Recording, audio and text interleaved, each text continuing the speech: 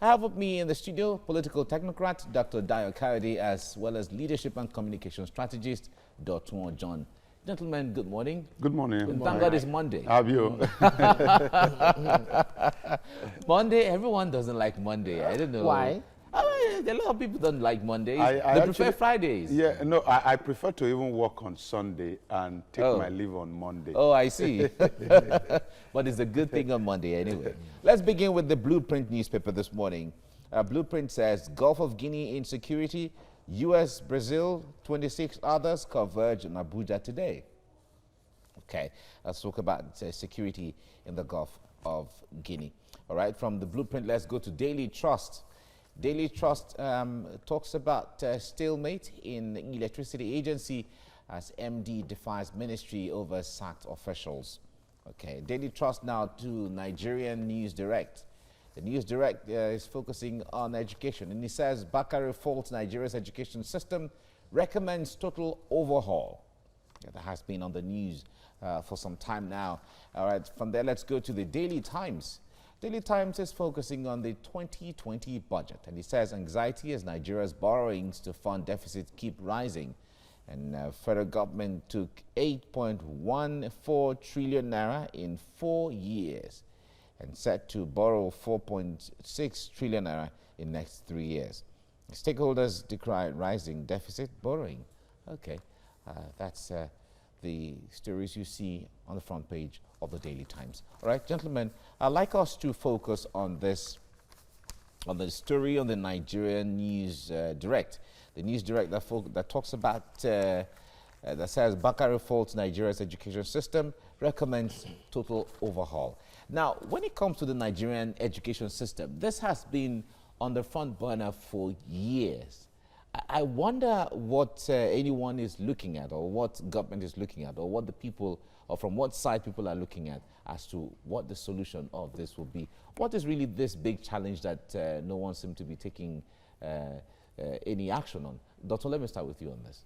Okay, I think majorly our focus as far as education is concerned at this point in time should be access and assignment. Access in the sense that 200 million people, majority of the people are still, especially kids, over 10 million of them are out of school. So, and even when you get them into school, are they really learning what they are expected to learn? In the sense that you get to school, the basic amenities are not there. Not because there are no budgetary provision here and there, but because of the fact that they just budget, nobody monitors, nobody thinks about. I came into Lagos. In Lagos, as good as Lagos is, I came into Lagos 2012 to see the school in my community. I saw people sitting on the floor as at 2012. And it still happens up to today in majority of communities. You discover that people are not even, kids are not even encouraged to, they don't have the encouragement to go to school. Apart from that, I think it has also, good education, the way we see it, has actually gone out of the reach of an average person. That's why private universities are here and there now. If you get to Benin Republic now, majority of Nigerians are there wanting to school. Why? Because they are looking for something. They want access. And the second part of it is assignment. There's no point going to school if the school will not mold you into a total being. So you are not going to school to just get certificate. We must identify the problem of the nation and tailor our education system towards solving it. If our education system cannot provide solution to our problem, then the nation is in trouble. All right, Dr. Kayode, there has been the call of the government or the country strategically molding or designing a curriculum that affect needs of the society. But what we have is people just go to learn and then learn what has been written in books for years, sometimes for decades and centuries, and then come out to become a scholar. Now, let me first of all commend Pastor Tunde Bakare for raising this issue, because if you know Pastor Bakare is one of the opinion holders in this country. Even though I've not read the story, I don't know all he was talking about, the dimension he's looking at. But then let us look at it from the systemic aspect of it and the operational aspect of it. Like you were just asking, you just go to school, you pass through the school, the school doesn't pass through you. In terms of the 6634 or whatever, 33, whatever we are practicing, 66334 system we are practicing, there's nothing wrong about it. Perfect, good. But the issue is this. Are we training people, or are people going to school just because they want to know how to write A, B, C to Z? Or you also teaching them on how to be useful to themselves? And the society. And the society. No, the moment you are useful to yourself, then you are useful to the society. The moment you are useful to yourself, you ain't going to constitute a kind of a nuisance or encumbrance to the society. All right? Now, if you look at our educational system, from primary school to the university, it is all about putting things into your head without bringing things that has been put into your head out of you. How do you make good use of it? That is the systemic area. How about the operational area? In terms of even those that are teaching there, my brother, go there and see, what are they even dishing out? Unlike in those days when we were in school, the teacher will come prepared because he knew that the people he is going to meet in class will be prepared. There was this borrowed course I took then when I was in UI, philosophy of social sciences and philosophy of religion. Two people, they were teaching that, late Professor Bodri and the late Professor Soglo. When I'm not in class, they know, yes, that Okade is not in class. Because those are courses that, you know, it brings a lot of things from you. It makes you to think critically. Do you understand? It brings the conceptual part of you out. But go there and see the kind of lecturers we have these days. And even the way they address students, my brother, is appalling. Go to all those libraries. Yeah. No books. We have a very big challenge. Doctor, if we have to start addressing this education issue that everyone has been talking about, where do you think we need to start from? Because a lot of people have talked about motivation of teachers, others have talked about the infrastructure, others have talked about motivation for students or reorientation, you know, and all of that. Where do we really start from? I think the first, for you to achieve result, involve your people. And in this sense, I mean the involvement of leadership at every level. If, for example, I'm a governor of a state, the system has to involve me. There must be a law in place that mandates me to be part of the process of education. And how do I become a part of the process of education? It's not just by sitting and approving budget or making budget and seeing to it. It's also by making sure that if I have my kids, if I have my wards, they are also part of the system. If I am committed to any system as a leader of any organization, then I am bound to make the system work. So that's the first step. The first step is our leaders are distant from our education system. It's not as if they don't know what is right. Everybody wants his or her kid to go to the best school. But until you make the ones that are available the best school, then we're not going to go nowhere. If, for example, I'm a governor of a state and the teacher knows that, what's it called, my son is in one primary school somewhere, they are going to sit up. And as you are involving, yes, as you are involving the second aspect of it, as the leaders are involving themselves, then you also involve the teachers. There must be a law in every state, and this may sound somehow, but it's a cure. What cure my own, you know, what do they call it? It's the fact that my father was in my school, came to teach in my school, and all the running around stopped. So if the principal of a school, if there's a law in a community, the head teacher of a school, the principal, and all the teachers, they must have their kid in the school where they are teaching.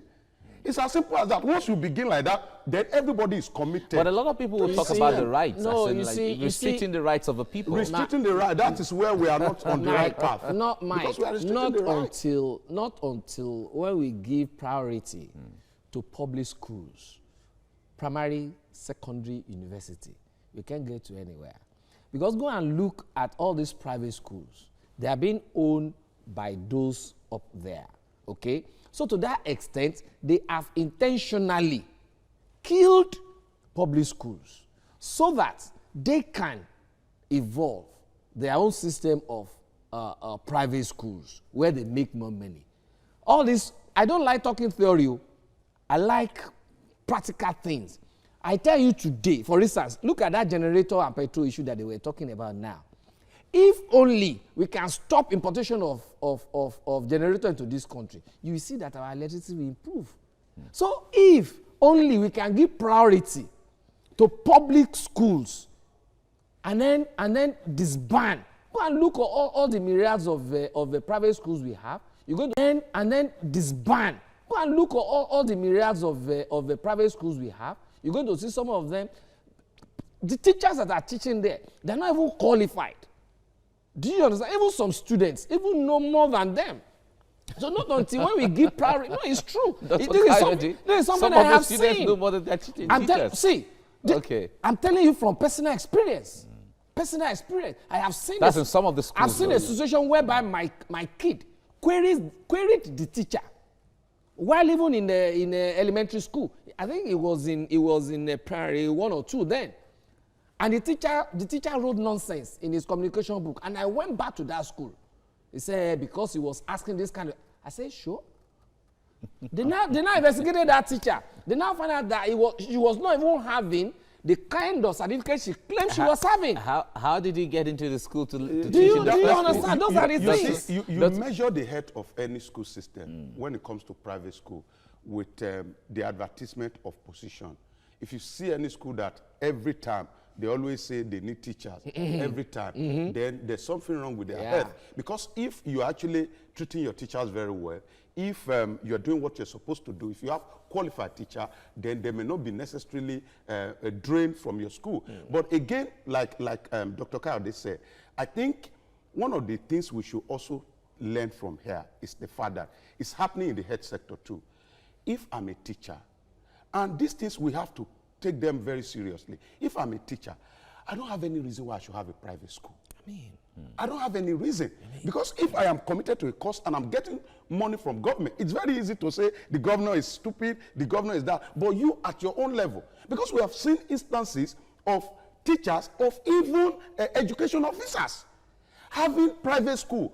What do you want to bring out of that? It's in conflict. I cannot... If I'm working in the television house today, I cannot go and start one nonsense television station. It's a conflict of interest. We must import it. All right, that boils down to the issue of security of job and all of that. We also see in the medical profession where medical doctors own their own hospitals. They will even refer you to their own hospital, so that you pharmacies can pay more. and so on. Yes. But we have to leave you here now. Dr. John, thank you very much for your time and insight into this show. Dr. Dayo Kayode, thank you very much for coming as well. Pleasure. Thank you. It's time to take a look at stories making the headlines in Nigerian newspapers. I have with me in the studio a political technocrat, Dr. Dayo Kayode, and leadership and communications strategist, Dr. Ojon. Gentlemen, good morning. Good to see you this morning. Good to see you. Happy Monday to you. All right, so let's head straight to the papers this morning, and I begin with the blueprint. Gulf of Guinea insecurity, U.S., Brazil, 26 others converge on Abuja today. And to the front page of the Daily Trust, stalemate in electricity agency as MD defies ministry over sacked officials. On the front page of the Nigerian News Direct, Buhari faults Nigeria's education system, recommends total overhaul. And on the front page of the Daily Times 2020 budget, anxiety as Nigeria's borrowings to fund deficit keep rising. Federal government took 8.14 trillion naira loan in 4 years, set to borrow 4.6 trillion naira in next 3 years. Stakeholders decry rising deficit borrowings. I will be looking at that story shortly. And to the front page of the Nation newspaper, new wage showdown as workers' government stick to guns. Mixed grill from states on payment. To the front page of the Vanguard now, why we oppose return of toll gates. Labour, government must reduce price of fuel first. ULC, Nigerians should resist plans to tax the GSM calls. NECA calls for caution, efficient policy.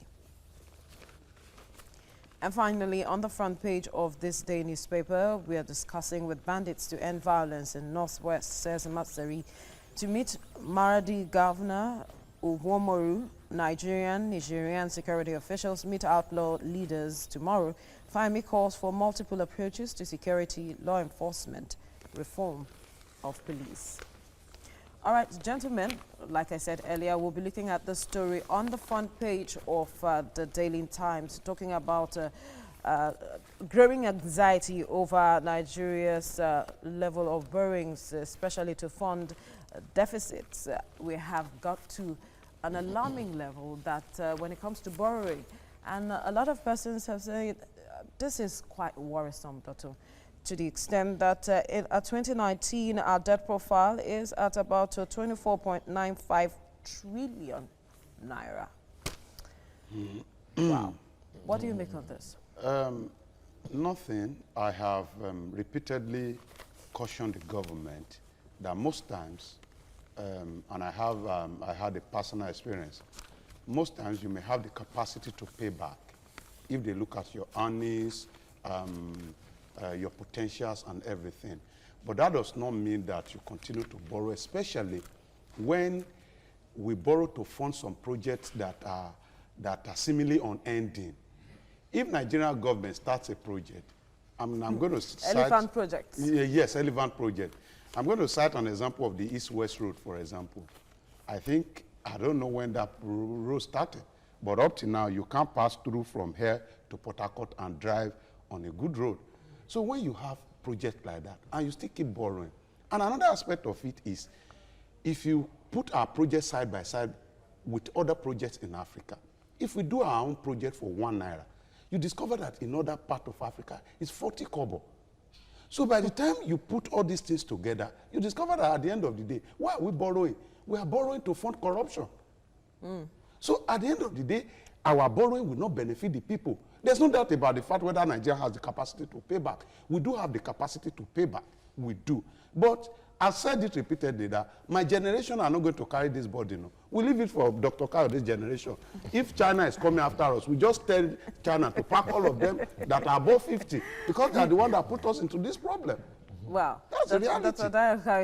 you need to react to this. Yes, he wants you to be taken away. But then some would say that Nigeria is still credit-worthy because when you look at our GDP ratio to that of the borrowing, we are just below 8%. And so we are still credit-worthy and can continue to borrow.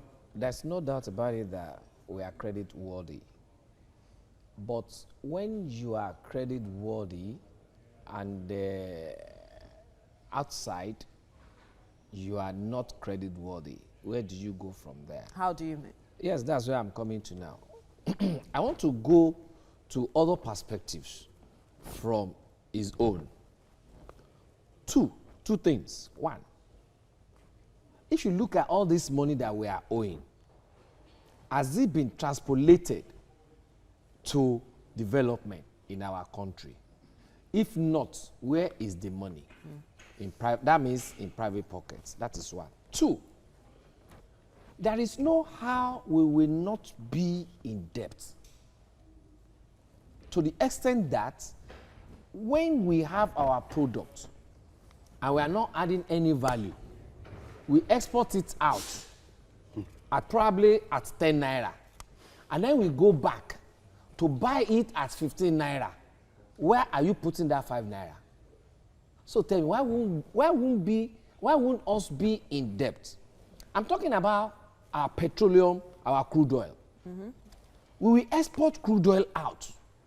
And mark you, we are bringing in refined products of petroleum, PMS, diesel, AGO, then kerosene, what do they call kerosene?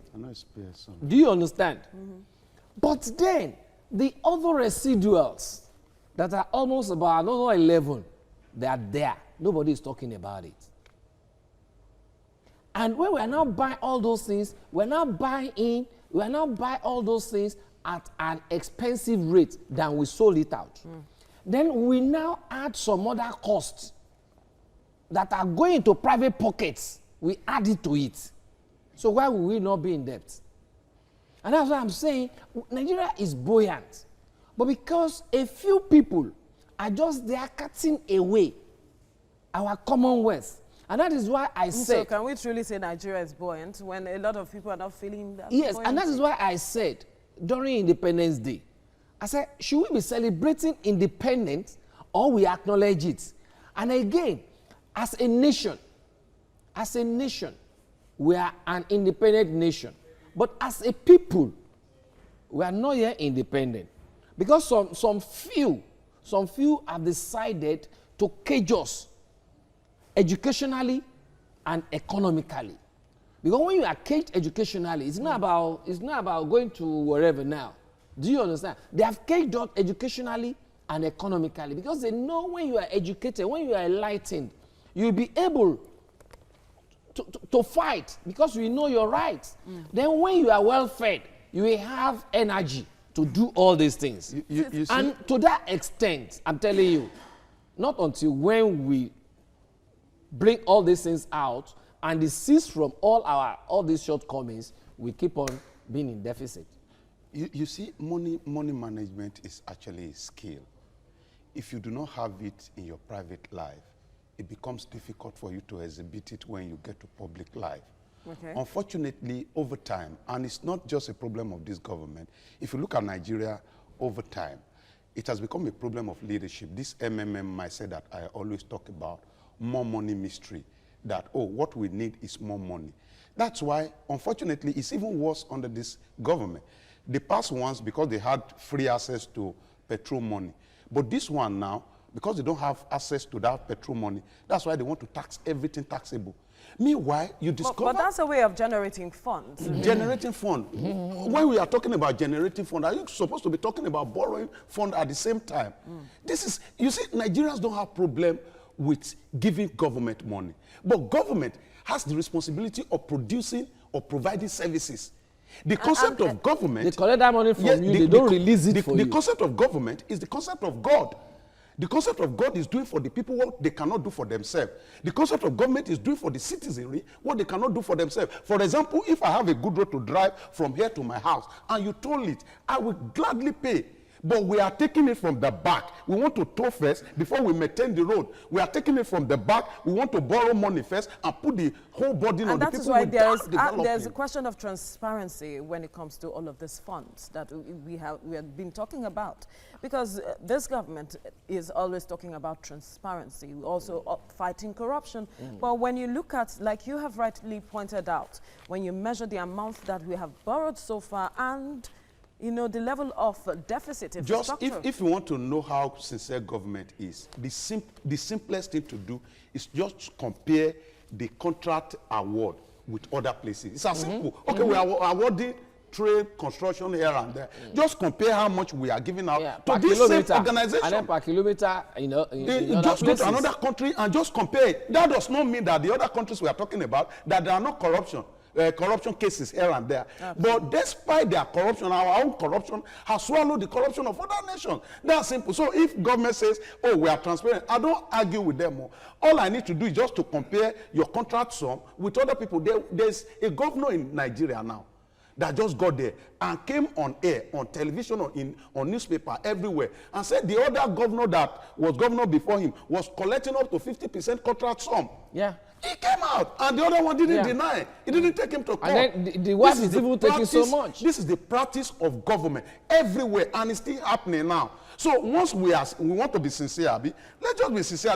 Let's compare our contract sum. And then even the transparency you're talking about. Let us look at how much we are owing, okay? Then what is the level of our infrastructural development? Is there any commensuration between those two? That was the thing I was talking about. Do you understand? So where is that transparency now? Then if there is none, where is the money? I don't know what they call this thing, doctor, in contract. When you want to award contract, they say you complete within so period of time. Yeah, duration time. Go to all our, in fact, this Ibadan Expressway. Ibadan Express. When you get to that Kara Bridge, or what's the name of that, you will see picture of Obasanjo there, commissioning the repair of Ibadan Road. I mean, former President Olusegun Obasanjo. Our own contract never gets to an end. But the irony is that there is no state in this country that doesn't have resources. That could, you remember, you were there those days. No, those are when the we things, look at the regions. Exactly. You see, those are the things I was trying to talk about the whole time when I was talking about resources. in those days when we were having Western region, Eastern region, Northern region, and all that, you have cocoa marketing board. Absolutely. In the Southwest. In the West, yeah. And from that cocoa marketing board, Cocoa House was built, Liberty Stadium was built. We had the first television station. Our television station was even before France. We had television station before France. We have pyramid in the north. The Grand pyramid North of Grand North. Yeah. We have it in the north. We have our coal at Nkalagu. And you can now see each of those regions developing on their own. Like I said on one particular program last week, I said, but the problem with Nigeria started in 1966 when the military took over and they now introduced seemingly a kind of a unitary form of government, which is also fake. And by so doing, they now arrogate some powers to themselves to the extent that it now destroyed that kind of regionalistic approach that we're having to national development. At that time too, we were having things like national development plan, 5-year development plan, 10-year development plan. But where are all those things today? That is not, I think our problem majorly, we can continue to say is the federal system that we are practicing and we are not practicing very well. That's not our problem. Our problem is basic failure of leadership. You can create a sane state from a confused country. You can create a sane state. No, every allocation, when there are constitutions that guide what goes on in the country. What is the constitution that guides you building roads? First of all, build the state road, leave the federal road. What's the constitution that guides you? I can drive to my house. What's the constitution that guides you? You see, the basic things that state can do, let state also do. Don't let us think the problem is that the federal government is having all the power to itself. The basic thing, there's a general capacity collapse, and it begins from the local government. It extends to the state. Who gives the state money? The funds. Who gives the state the funds? Do you understand? It's and when you look at how much is going to the federal, compared to that of state and local government, it's too humongous to the extent that even what they are supposed to be doing, that is why there has been calls for restructuring. And for that's the why states people to like us feed are the saying, center. look, let the state feed the center. Let me tell you. Look at how much us, VAT is collected in Lagos. Yeah. How much VAT we are collecting in Lagos. Yes. And then how much is coming to Lagos. How does money still go to the federal government? If all your VAT in Lagos, and I'm being sincere with you this morning, if all your VAT in Lagos resides in Lagos and is being spent in Lagos, Lagos will not have known a better development than what we have now. You think so? Yes, I know so. What I'm agitating for is that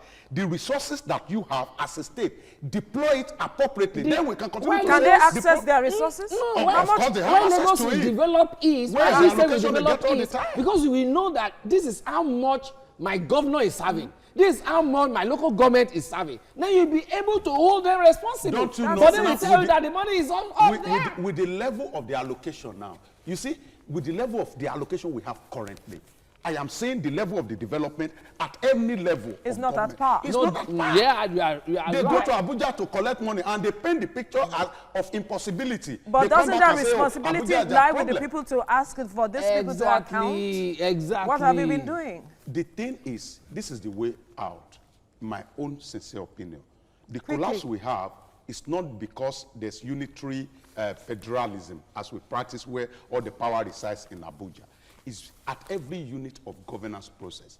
We have taken advantage of governance in Nigeria, either as a councillor, a local government chairman, a governor, or a president. That's why we're borrowing all over the place. But I'm saying, even though you are right, we can still move forward by giving more powers to the states and local, especially local government. Because local government is easier and closer and then accessible to the people. If you give more money to local government without correcting this mindset, you are just going to make some millionaires. We have to leave it at this point, gentlemen. We need to move forward. But thank you for your contribution on the newspaper review.